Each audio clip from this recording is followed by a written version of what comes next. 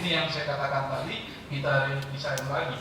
Dulu jalan mantap kita buat indikator, sekarang kita buat infrastruktur publik dalam kondisi baik, tidak hanya jalan tapi juga pelabuhan di sana, ya, juga termasuk di situ infrastruktur dasar, air dan sanitasi.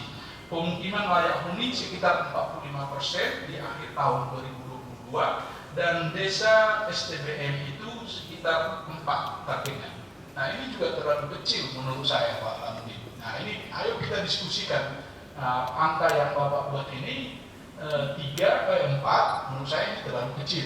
Nah coba kita diskusi dulu bagaimana paling tidak ini harus kecil 50%. Jangan bicara 4. Ini 4 desa atau 4 desa. Jangan bicara persen aja. Jadi dipersentasikan saja, jangan bicara 4 ya.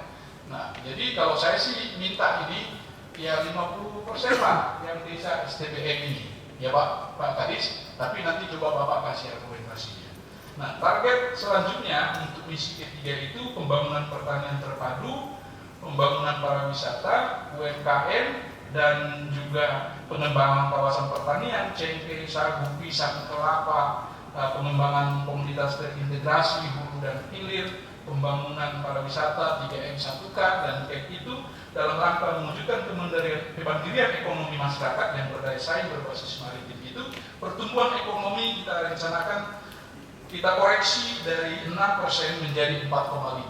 Ini lebih realistis Pak, karena kita sudah menghitung kalau perbaikan terjadi nanti di triwulan pertama tahun 2021, sekarang kita sudah kontraksi 3%, lalu diharapkan nanti di triwulan pertama tahun 2021 itu mungkin tidak minus lagi, mendekati 1, lalu kita harapkan di 2022 itu mentawai bisa 4,5. Kira-kira seperti itu. Tapi kalau untuk 6 rasanya ini kurang realistis target seperti itu.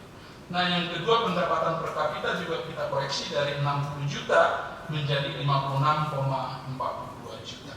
Nah hari ini pendapatan asli daerah kita itu juga masih kecil, baru sekitar 7,8% atau 55 miliar.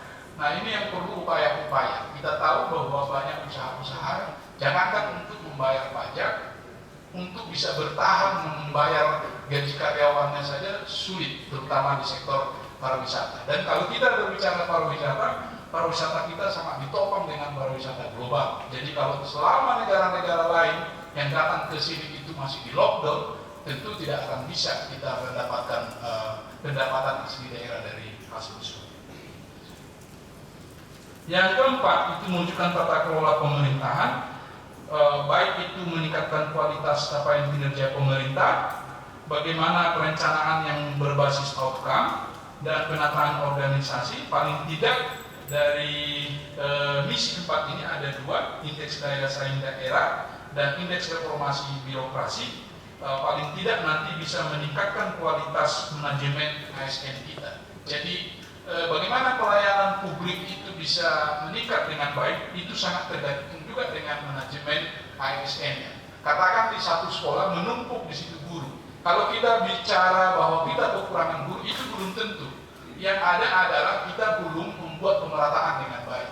Karena ada satu sekolah yang menumpuk guru, sementara ada sekolah yang lain yang kekurangan guru. Begitu juga dengan dinas kesehatan, misalnya di satu puskesmas menumpuk di situ pelayanan, tapi di tempat lain tidak ada tenaga. Berarti yang kita lakukan adalah memanajemen. Tapi kalau kita katakan bahwa kita kekurangan tenaga, belum tentu. Ini harus ditukik lagi lebih dalam di mana penyebarannya. Yang kedua, bagaimana meningkatkan efektivitas tata kelola instansi pemerintah melalui SPBE atau sistem pemerintahan berbasis elektronik. Karena kondisi COVID membuat kita harus work from home, kita tidak boleh lagi bertemu untuk beberapa kegiatan, maka memang harus dilakukan transformasi digital untuk semua aspek, apakah aspek kependudukan, di kesehatan, di pendidikan. Nah saya belum lihat nih gerakan dari Dinas Pendidikan untuk membuat modul-modul pembelajaran dengan online, yang berbasis online. Bagaimana ini sekarang dilakukan? Kita kan belum tahu ini sampai kapan berakhir.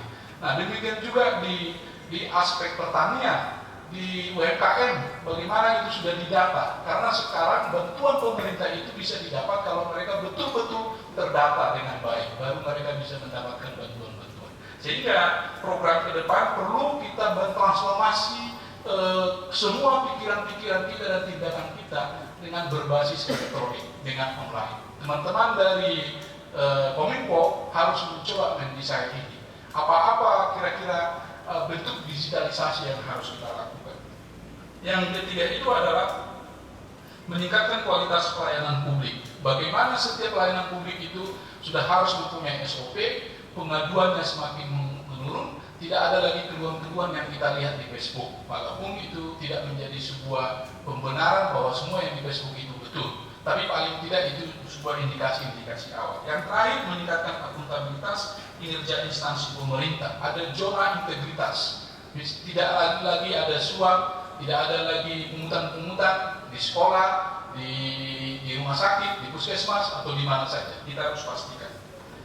Yang terakhir adalah mewujudkan kehidupan masyarakat yang harmonis. Ini juga kita sudah ubah indikatornya Pak Wagub, yaitu budaya yang dilestarikan. Jadi yang budaya yang mau kita lestarikan itu nanti kita kerjakan, misalnya umah, bentuk umah atau bagaimana itu harus dilestarikan, atau tarian turuk yang mana kita kerjakan. Selama ini belum masuk menjadi indikator. Jadi budaya apa yang akan kita lestarikan itu nanti kita akan kerjakan. Tentu setelah dikerjakan ada upaya-upaya program kegiatan untuk melestarikan itu. Demikian juga dengan tingkat kriminalitas dalam rangka perlindungan terhadap hak-hak anak, perlindungan terhadap hak-hak perempuan, sekaligus pemberdayaan. Saya pikir itu Bapak Ibu yang saya hormati. Saya sudah mengambil waktu kita banyak sekali. Kita berharap nanti dalam diskusi yang akan dipimpin oleh Bapak Wakil Bupati dan Forkopimda, Pak Sikda, mengalir hal-hal yang bernas, yang membangun bagaimana kita dengan kondisi yang sulit ini tetap kita bisa produktif, tapi kita aman, kita sehat, dan kesejahteraan dari masyarakat tidak berkurang. Mungkin itu yang bisa saya sampaikan. Terima kasih, mohon maaf. Assalamualaikum warahmatullahi wabarakatuh. Demikian paparan Bapak Kepala Bapeda.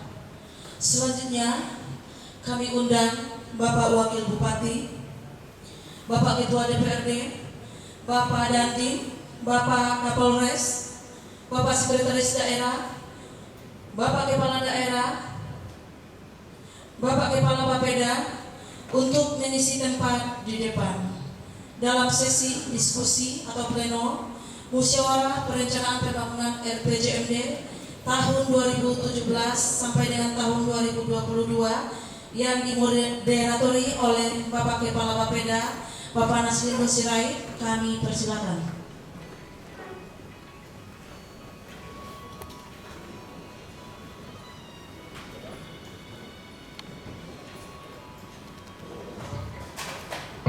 Kita mulai Pak Wagub. Baik, rapat ini dipimpin oleh Pak Wagub, tapi saya coba moderatori. Kita akan berikan kesempatan kepada kita semua, mungkin kepada anggota DPRD, dari instansi vertikal, OPD, terutama dari masyarakat. Jadi Musrembang ini adalah forum dialog. Tadi yang kami sampaikan itu secara teknokratik, data-data statistik, kita coba hitung, kita analisis. Tapi yang mau kita dengar bahasa verbal, bahasa yang langsung yang Bapak Ibu sampaikan, karena Bapak Ibu khususnya tokoh masyarakat, pemuda, kelompok-kelompok tani, ibu yang tentu menjadi sasaran pembangunan, tidak hanya objek pembangunan tapi juga pelaku daripada pembangunan. Kami mengharapkan masukan dari kita semua. Nah, untuk pertama ini kami minta 5 hal yang bisa mengomentari, memberikan pernyataan, mengklarifikasi, atau mungkin bertanya kepada kita. Kami persilakan.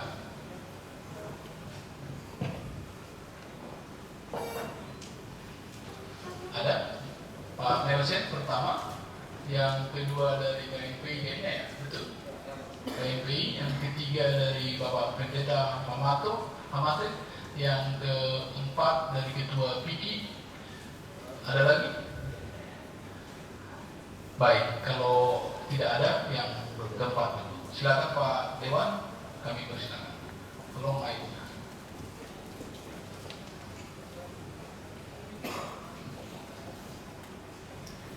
Baik, assalamualaikum warahmatullahi wabarakatuh. Selamat siang, salam sejahtera bagi kita semua. Mana lobang? Mungkin saya langsung saja. Tolong dulu buka Slack capaian.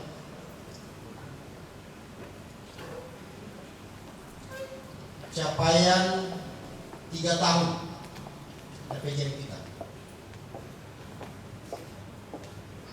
Mungkin ini Pak Wakil Bupati, atau juga nanti di DPRD pasti akan kita diskusi lebih dalam terkait revisi perda tentang RTRW tentang RPJM kita. Kalau rencana secara teknokrasi Pak Nasrido ini sangat bagus sekali. Dari 5 visi, dan visinya adalah bagaimana Mentawai maju, Mentawai sejahtera dan mandiri. Saya tidak lihat dari segi RPJM berdasarkan Permendagri 86 2017, maka kita akan berbicara tentang 3 hal. Posisi kita sekarang di mana?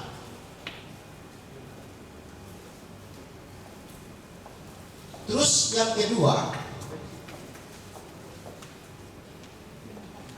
kita mau kemana? Cara untuk mencapai tujuan itu bagaimana?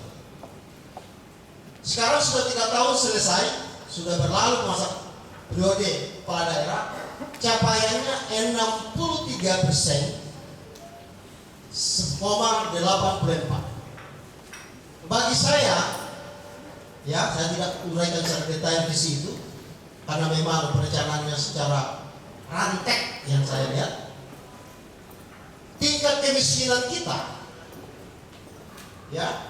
sampai sekarang 14,43%, Pak. Koreksi saya kalau salah, tapi data saya dari BPS. IPM kita nomor 1 dari belakang 19 kabupaten kota, 61% sekian. Pertumbuhan ekonomi kita ini banyak indikatornya, agak sulit ini Tapi Bapeda tadi bicara kita secara realistis. Lalu kemudian PAD kita, lalu kemudian opini BPK. Saya lebih fokus 3 konteks kita bicara, tambah 1 tentang PAD. Tingkat kemiskinan kita sudah 3 tahun ini Pak Wakil Bupati sudah selesai. Rata-rata saja APBD kita 900 miliar.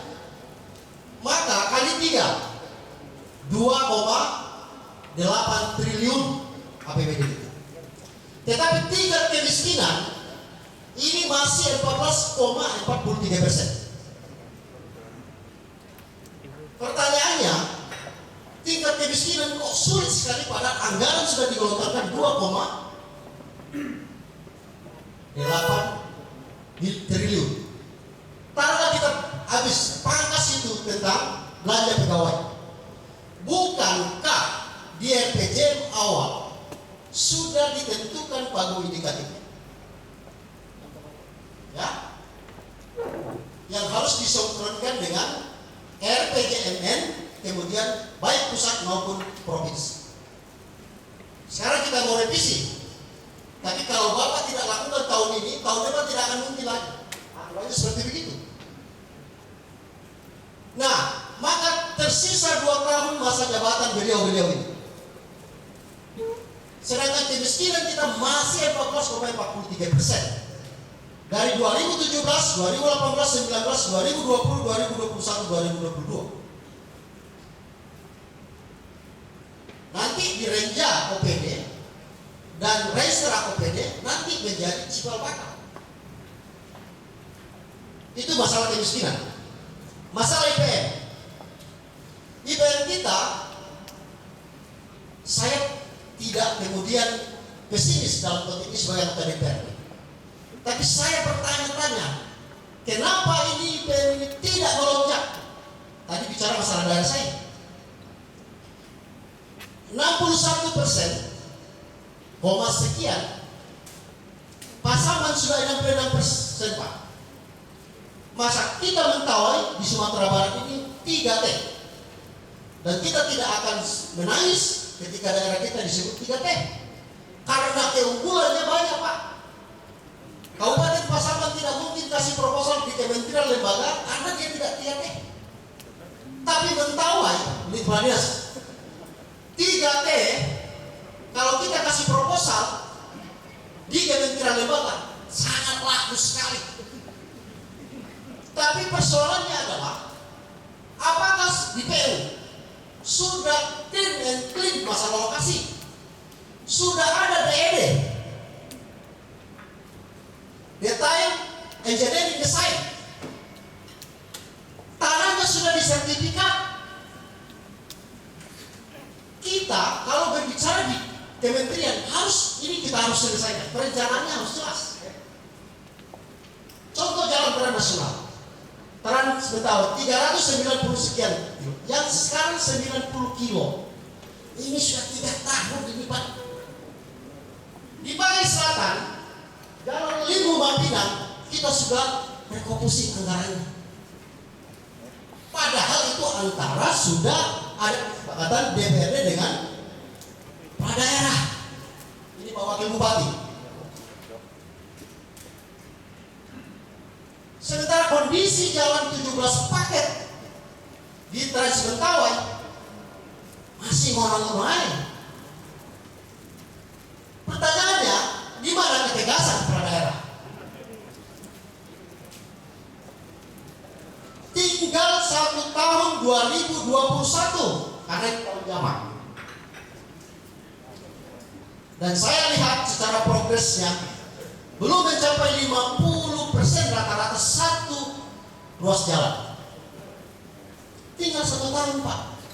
Ya mungkin 2021-2022 bisa kita anggarkan lagi. Tapi skema pendanaannya itu tidak terlalu duduk.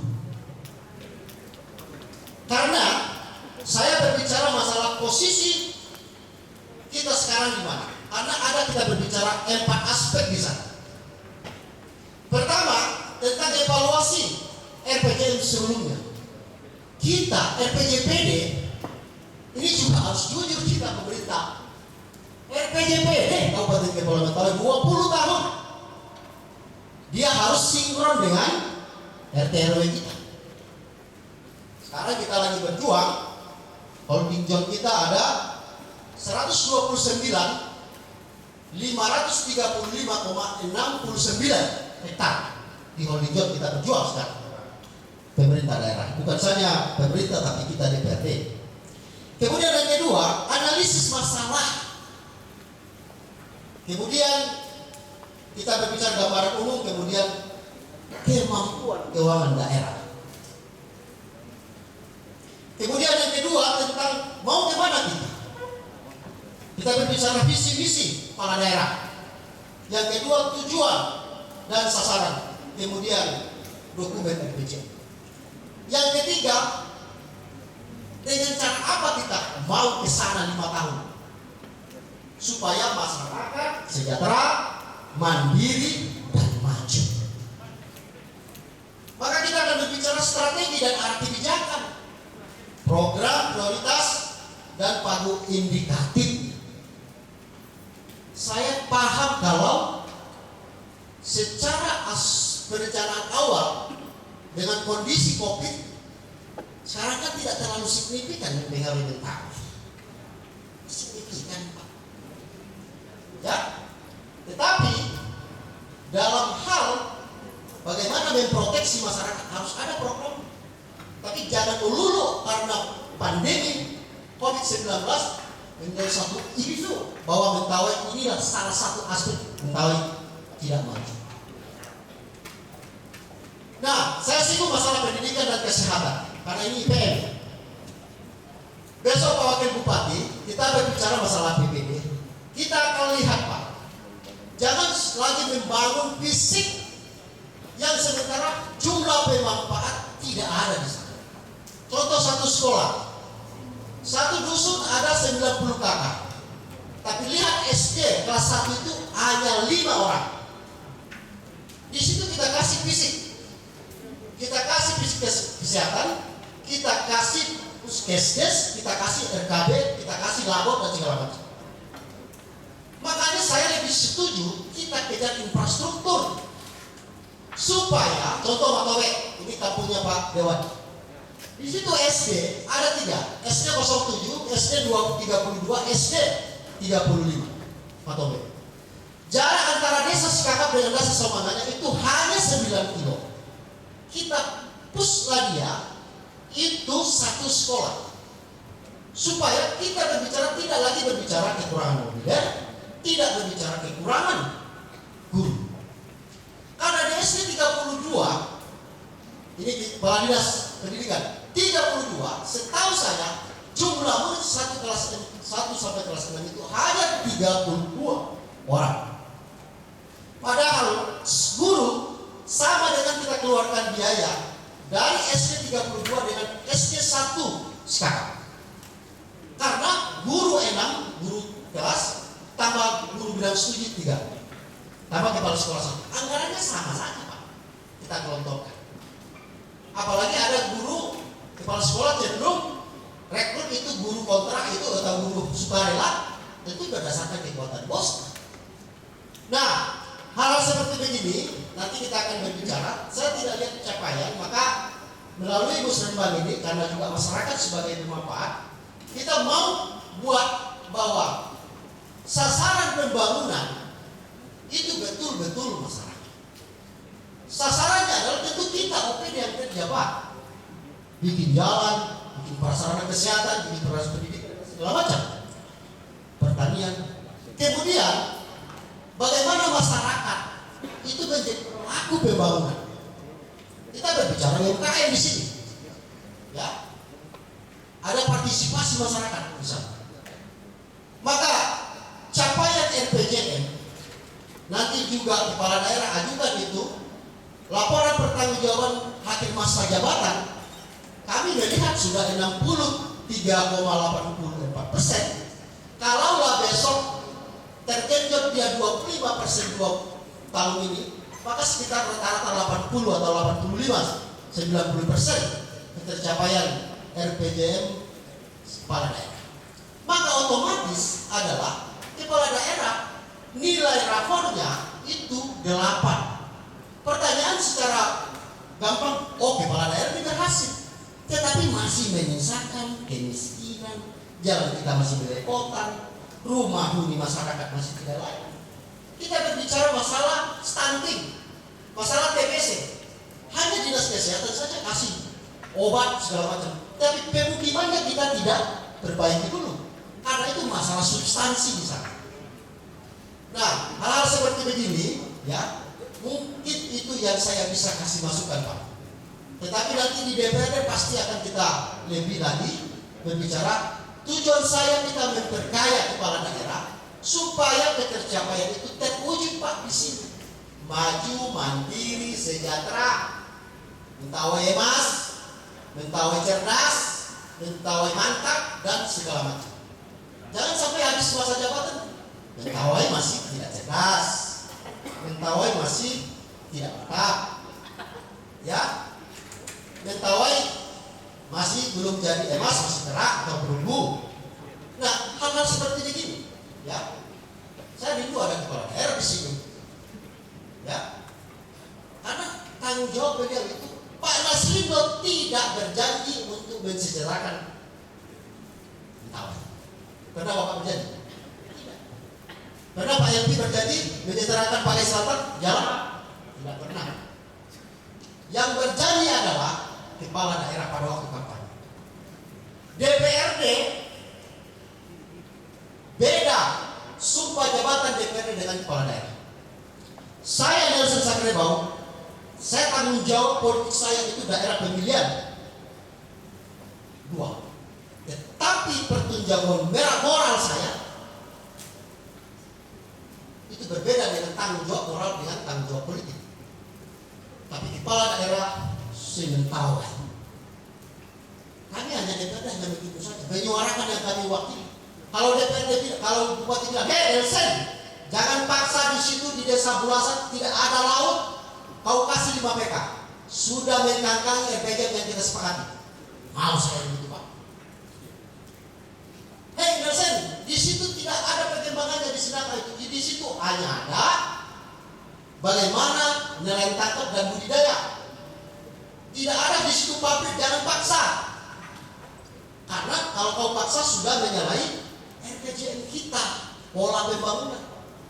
Karena saya hanya menyerahkan tugas saya, mengadministrasi keadilan sosial, lalu kemudian masyarakat maju, mandiri dan sejahtera. Tugasmu hanya mewakili saja yang akan saya sejahterakan.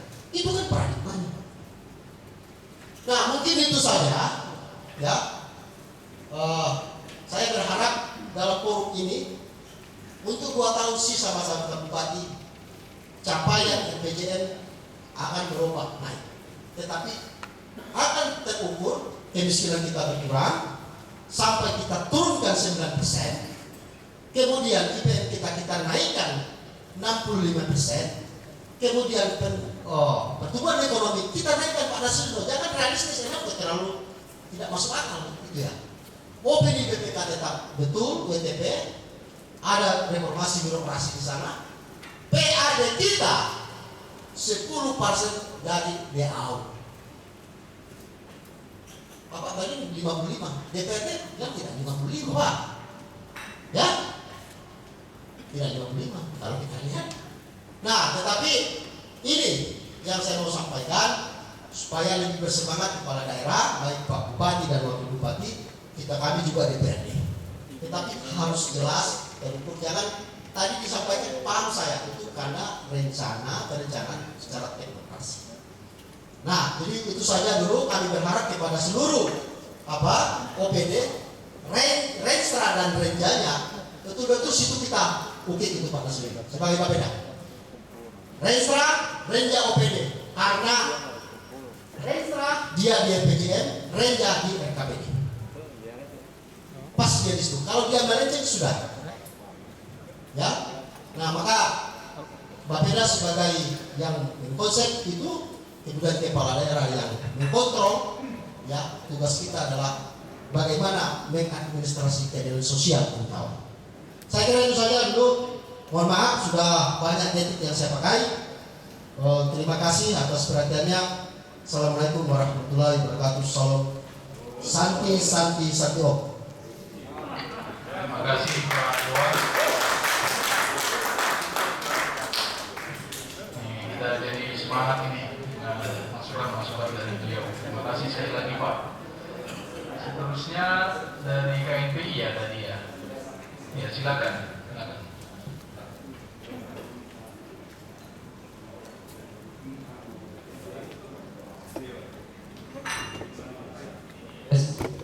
Baik, selamat pagi Pak Kawan, yang kami hormati Pak Wakil Bupati, Ketua DPRD, Pak Sekda, serta Bapak-bapak dari Pemda, ada Pak Dandim, Pak Kapolres. Langsung saja Pak Kawan, saya merujuk pada slide soal capaian misi di infrastruktur Pak yang 38 Mapes ini Pak.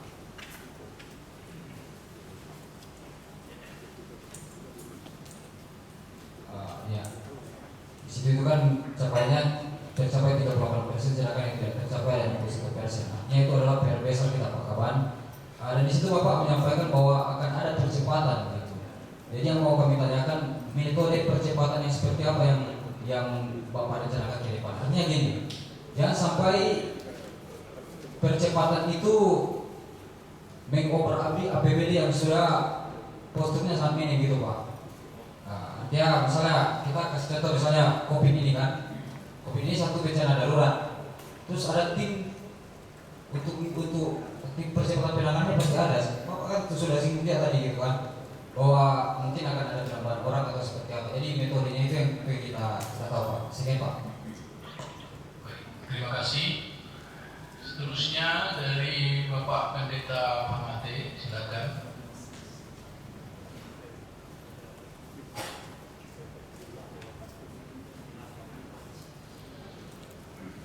Baik, terima kasih waktu yang diberikan. Kami hormati dan kami banggakan para narasumber dan seluruh peserta musembang pada hari ini. Saya tertarik pada penyampaian terakhir dari Bapak Kaban tentang pola atau formulasi pembelajaran darah didik di masa-masa pandemi ini. Nah, jadi ini ditujukan kepada Dinas Pendidikan.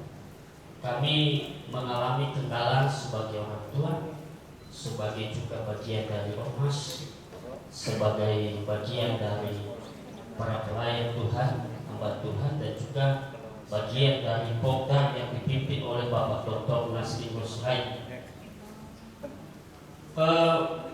Kami sangat menginginkan sebagai orang tua agar betul-betul memang Dinas Pendidikan dapat membuat formulasi pola pembelajaran darah didik di masa-masa pandemi COVID-19 ini, sebab ini berbicara masalah persiapan masa depan anak-anak bangsa agar tetap memiliki daya saing yang kuat dan tangguh serta bermoral dan berakhlak baik dalam menghadapi era digital ini.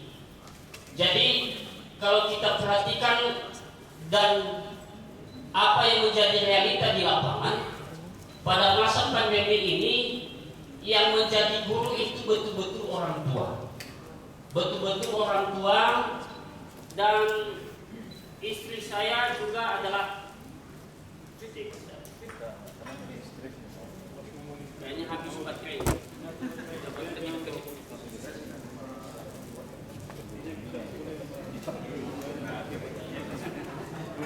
Satu baik.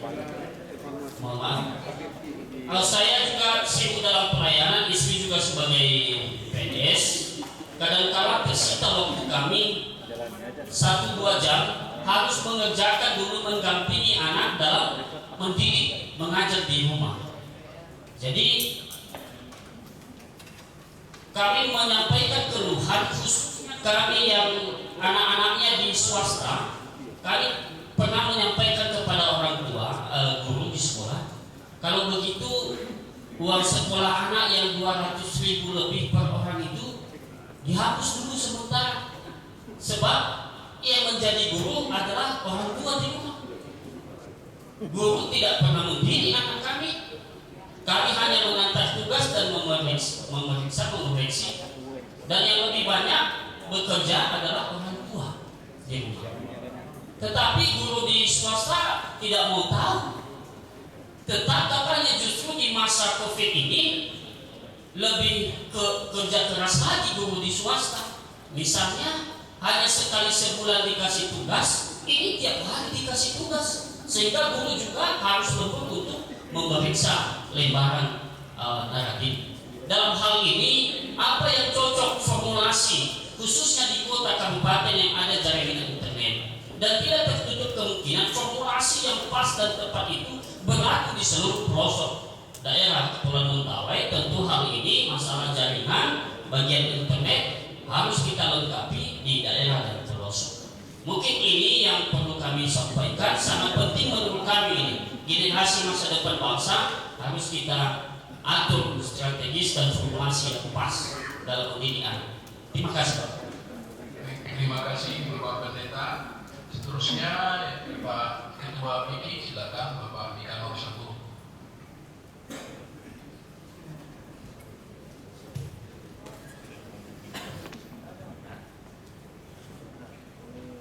Ya baik. Baron Sita, salam. Terima kasih yang saya hormati, Ibu Bupati, Ketua DPRD dan Forkopimda dan Bapak Ibu sekalian. Kalau tadi wakil rakyat saya sudah banyak bicara melalui Pak Mensen, saya kira apa yang disampaikan itu secara keseluruhan itu sudah menjawab apa yang kita diskusikan. Karena kita yang sekarang berbicara soal perubahan, berbicara RPJM, kalau saya melihat apa yang disampaikan tadi oleh wakil rakyat saya, tinggal penyesuaian dari perubahan yang dipaparkan, termasuk apa yang disampaikan oleh wakil bupati dan ketua DPRD. Sekali lagi saya harus sampaikan, kami berbicara dari sebagai masyarakat, karena bisa saya bayangkan apa yang disampaikan hari ini, karena ini akan dibawa lagi di lembaga DPR. Bisa saya bayangkan pasti akan terjadi perdebatan lagi terkait apa yang kita diskusikan dalam perubahan penyesuaian RPJM. Tadi kita tentu melihat masa 2 tahun kepemimpinan bupati dan wakil bupati. Saya masih mengingat dalam diskusi kita juga dari undangan Pak Beda, saya menyampaikan tidak perlu terlalu banyak kita melakukan perubahan, kita hanya mengikuti penyesuaian dari aturan sehingga terintegrasi dari semua program untuk mencapai masa jabatan bupati 5 tahun. Itu yang saya ingat. Maka pada kesempatan hari ini saya sudah melihat juga ada 5 hal yang perlu kita perhatikan dalam rangka perubahan atau penyesuaian. Saya sampaikan perubahan atau penyesuaian RPJM kita. Lepas dari konteks ketika kita berbicara soal target dari kepala daerah, berbicara kemiskinan, kesehatan dan sebagainya. Karena kalau jujur kita harus sampaikan, kami dari masyarakat tentu harus kami sampaikan, kalau kita berbicara yang kita dorong, bagaimana pemerintah kepemimpinan bupati sekarang bersama dengan wakil bupati Transmentawa itu, kalaupun tidak menggembirakan kita secara keseluruhan untuk menjawab dari kegelisahan kita seluruh masyarakat, kami yang melewati jalan itu, masyarakat yang melewati jalan itu tergambar dari kita, karena ini program yang sangat seksi yang harus menjawab dari apa yang disampaikan dalam visi misi untuk mewujudkan dari program 5 hal yang sudah disampaikan oleh Kepala Bapeda presentasinya. Oleh karena itu dalam perubahan atau penyesuaian RPJMD, saya kira tadi sudah disampaikan perlu kita memperhatikan 6 hal sebelum kita berbicara soal teknik yang akan dimasukkan di dalam OPD yang akan bekerja. Yang pertama RPJM tadi sudah disampaikan secara demokratik. Yang kedua, optimalisasi sistem informasi pemerintah daerah, saya kira tadi juga sudah disampaikan, sudah masuk bagian dari apa yang disampaikan. Yang ketiga, integritas dari KLS RPJMD itu sendiri. Yang keempat, terjadinya integritas RPJMD dengan RT/RW. Karena kami juga belum mendapatkan informasi terkait dengan secara keseluruhan apa yang dilakukan oleh pemerintah dalam rangka revisi. Yang kelima, saya juga tadi sudah melihat tersinggung soal standar pelayanan minimal untuk menjawab sekali lagi kegelisahan kita secara keseluruhan.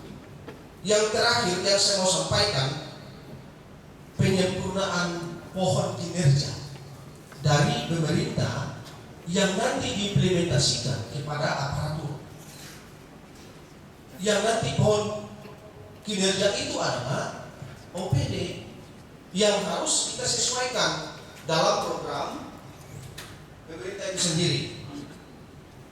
Sehingga dalam pengamatan kami sebagai masyarakat, sebagai ormas, dalam pengamatan kami,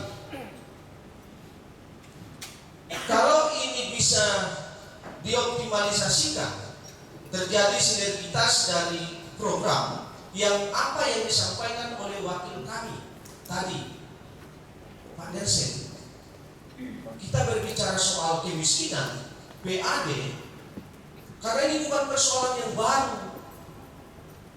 Bukan persoalan yang baru. Ini sudah persoalan yang harus kita selesaikan secara bersama-sama. Siapa yang melakukan itu? Kami sebagai masyarakat tentu melihat apa yang dikerjakan oleh pemerintah. Dan kalau kita harus jujur, apakah itu sudah menggembirakan? Ya tidak menggembirakan. Tetapi ini segala upaya ya inovasi. Ya, kalau ada inovasi yang harus kita lakukan secara keseluruhan, saya kira juga akan bisa menjawab dari apa yang tadi kita sampaikan. Yang saya sampaikan dalam bentuk inovasi agropolitan. Jadi sekali lagi saya menyampaikan sebagai masyarakat, tentunya dalam rangka kehadiran kita hari ini dalam rangka perubahan, penyesuaian, dan kami berharap fokusnya pemerintah adalah transmentawa itu, sehingga ketika kita berbicara ekonomi dan sebagainya bisa ada ukuran, terukurlah program itu, terjawablah program itu. Ya kita berbicara soal ekonomi, kemiskinan ya, saya kira juga infrastruktur menjadi jawabannya. Kita berbicara pendidikan, sekali lagi ya infrastruktur juga. Kalau kita berbicara SDM, ya saya kira juga kita sudah tidak memuaskan. SDM kita juga sudah mendekati dari harapan. Jadi itu kalau pandangan saya dalam pengamatan saya, kami diundang sebagai ormas dan sebagai masyarakat, itu yang kami sampaikan. Karena ini sudah terjawab secara keseluruhan apa yang disampaikan wakil kami. Jangan sampai nanti ketika ini disampaikan di ruangan hari ini, itu juga akan menjadi perdebatan di kalangan wakil rakyat kami. Sehingga apa yang kami sampaikan hari ini itu tidak akan menjawab. Jadi sekali lagi Pak Wakil Bupati melalui Ketua DPRD transmentawa. Karena kalau kita melalui lihat media sosial, ya, dan ini bukan hari ini kita sampaikan, sudah ada motornya jatuh, misalnya kita lihat sedikit di sana, itu sudah mungkin ada Pak Kadis di sini, Pak, ya, abang saya Pak Kadis. Di mana-mana kita lihat itu lumpuh semua, Pak. Ini saya harus sampaikan, ini karena saya masih merasakan itu, jadi dosa besar kalau itu tidak diselesaikan. Ya karena ada bukan tanda tangan saya, artinya dosa itu, apakah itu sudah keluar saya dari dosa belum? Karena itu masih menjadi beban tanggung jawab moral kita. Saya secara pribadi, karena pertarungan dalam rangka untuk disetujuinya soal multi years itu, kaki kita harus berapa? Lalu abang saya juga, ya apalagi selamat sebelumnya. Sudah selesai doktornya Pak Kadis. Selamat untuk doktornya. Jadi dengan selesainya doktornya tentu itu akan meringankan cara berpikir Pak Kadis, kawan saya kan. Lagi komandan saya juga di Pokdan, sudah doktor juga kan. Makin banyak yang itu kan makin mantap juga. Jadi saya kira itu dari kami, saran kami, pandangan kami, dari penglihatan kami yang kami rasakan dari hati. Ya dari hati. Kalau itu kita lakukan, siapa yang terkecil dari siapa yang terbesar dan mau melayani, maka akan terbesar dari apa yang kita mimpikan bersama. Saya kira demikian. Terima kasih. Salam Marusita. Baik, terima kasih untuk bapak-bapak yang sudah memberikan komentar, pertanyaan bertajam penyusunan perubahan RPJMD kita. Kami mohon kepada Bapak Wakil Bupati untuk mungkin bisa memberikan jawaban terhadap apa yang disampaikan oleh Bapak Nelson. Bagaimana kita lebih fokus untuk mengurangi kemiskinan dan bagaimana upaya-upaya kita dalam menciptakan program yang bisa meningkatkan IPM, bagaimana juga terkait dengan mengupayakan pertumbuhan ekonomi masyarakat kita dan peningkatan pendapatan asli daerah, dan bagaimana kira-kira percepatan untuk pembangunan infrastruktur. Mungkin itu Pak poinnya dari Pak Delsi. Nanti yang KNPI mungkin bisa saya jawab. Terkait Pak Mate, mohon nanti Dinas Pendidikan untuk memberikan jawaban. Yang Pak Nikanor nanti mungkin bisa ditambah Pak Sekda dan saya, dan juga dari PU, juga dari Bapak-Bapak Forkopimda. Kami mohon kesediaan Bapak Wakil Bupati. Terima kasih, selamat pagi menjelang siang. Sejahtera kita semua. Terima kasih masukan-masukannya. Ini banyak masukan-masukan dari Pak dosen tentang capaian realita yang disampaikan oleh Pak Beda secara tematik itu yang sudah disampaikan di kita. Lalu bagaimana posisi kita sekarang dan kita akan kemana? Secara garis besar kami mau sampaikan bahwa memang rata-rata sumber daya manusia kita di Mentawai hanya taman SD. Konsekuensi rata-rata taman SD sangat sulit untuk mentransformasi informasi termasuk teknologi yang serba cepat. Mohon maaf, kita saja mungkin yang sudah berpendidikan tinggi tentang transformasi teknologi saja masih lambat. Masih ada yang tidak bisa menerima. Apalagi masyarakat kita. Memang masih banyak yang kita juga gagal dalam konteks apa yang kita berikan kepada masyarakat kita. Misalnya, kenapa saya selalu berdebat bantu pertanian, bibit, bantu alat perikanan dan sebagainya, tetapi di masyarakat kita masih sangat lambat kita meningkatkan pendapatan dan sebagainya. Apa yang kita sudah berikan sangat lambat. Karena memang ada beberapa faktor. Yang pertama kami dari pemerintah. Dari pemerintah memang orientasi masih kegiatan proyek oriented.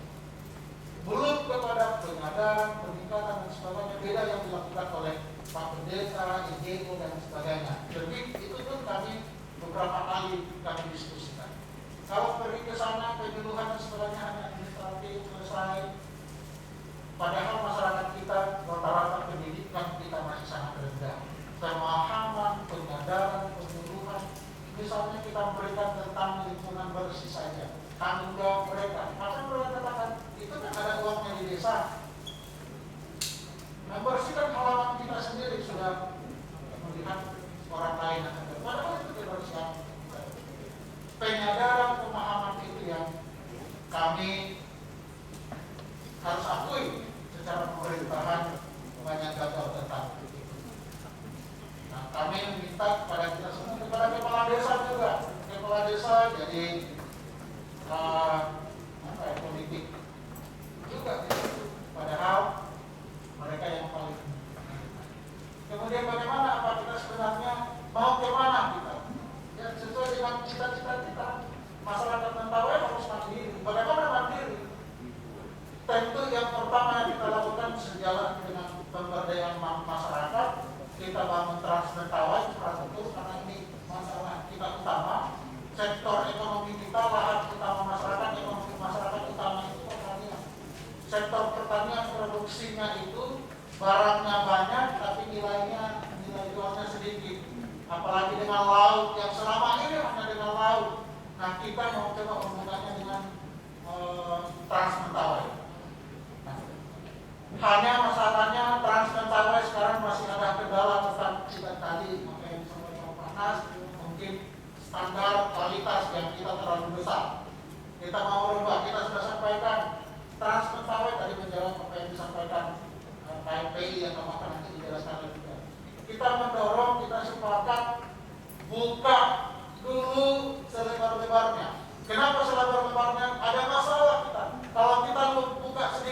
pada saat sudah diisi masyarakat, pada saat kita melebarkan sudah sulit, tidak bisa lagi, sehingga kita nanti memperkerasnya atau membuat mungkin hanya 1 meter, mungkin hanya 2 meter, nanti kami akan finalisasi dengan Pak Kadis secara bersama-sama, tidak harus lebar, tetapi pokoknya bisa dilalui sepeda motor, tidak harus mobil, sepeda motor saja. Jadi kita perpanjang itu apanya, tapi membukanya kita sudah harus buka lebar, tetapi kita akan pengerasan, tadi yang disampaikan Pak Nanti juga tentang tanah Mentawai, kita akan cor mungkin sedikit, tapi pengerasan akan berjalan.